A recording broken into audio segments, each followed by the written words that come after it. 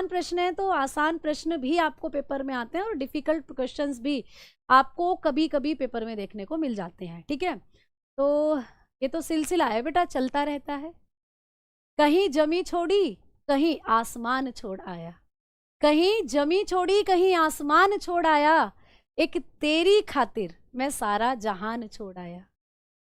एक यही हुनर आता था मुझे, एक यही हुनर आता था मुझे, जिंदगी में मैं जहां भी गया कुछ निशान छोड़ आया।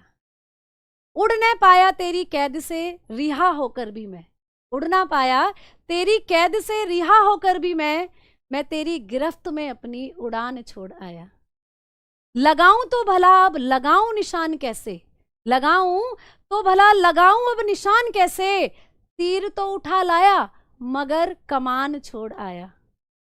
कुछ यूं देकर आया मैं इम्तिहान जिंदगी के, ध्यान से सुनना, कुछ यूं देकर आया मैं इम्तिहान जिंदगी के, मुश्किल सवाल कर दिए आसान छोड़ आया, मुश्किल सवाल कर दिए आसान छोड़ आया।